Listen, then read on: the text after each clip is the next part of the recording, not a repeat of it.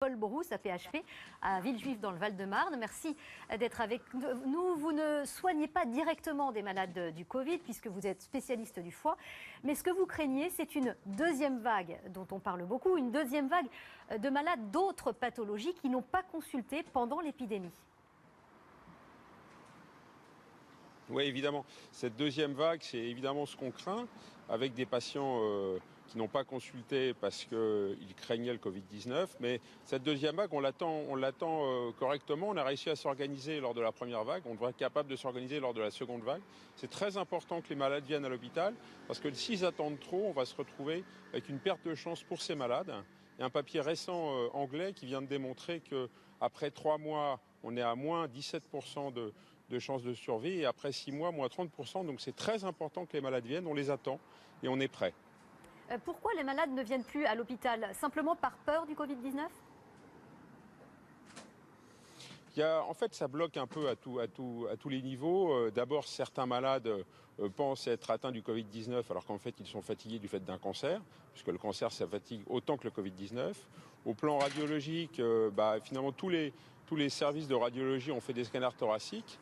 Et il y a un vrai problème, c'est aussi toute l'endoscopie en particulier de dépistage pour le cancer du côlon s'est arrêtée pendant plusieurs semaines, voire plusieurs mois là maintenant. Et donc on va indiscutablement avoir c'est le foule de malades qui va arriver.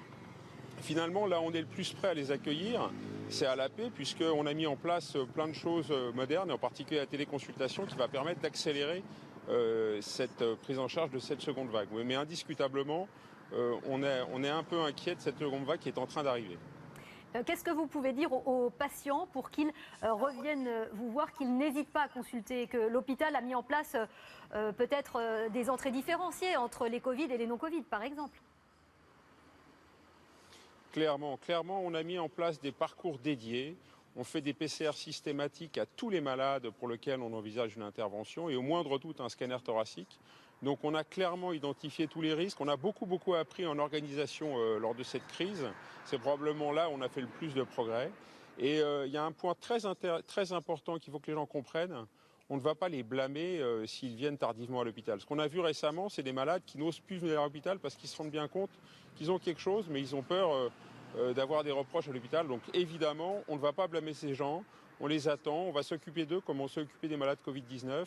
Et on a tout ce qu'il faut pour s'en occuper. À l'hôpital Paul Brousse, par exemple, où je travaille, on a 2 salles qui fonctionnent avec des anesthésistes réanimateurs qui, malgré l'investissement énorme qu'ils ont eu pendant ces quelques semaines, sont là à opérer. Donc je crois vraiment qu'il ne faut pas attendre, parce que le pire serait que ces malades viennent trop tardivement avec des tumeurs et des cancers, en particulier des cancers du foie trop importants, qu'on serait quand même capable d'opérer, mais ça nécessiterait de la réanimation qui, là, si jamais on a une seconde vague, risque d'être très inquiétante, parce qu'on a la seconde vague de malades et la seconde vague potentielle de Covid-19 qui font s'additionner, et là on peut se retrouver dans des difficultés. Donc vraiment, il faut venir à l'hôpital, on vous attend, tous les parcours sont sécurisés. Merci beaucoup, on a bien compris votre message. Merci d'être venu le délivrer dans ce journal, Éric Vibert.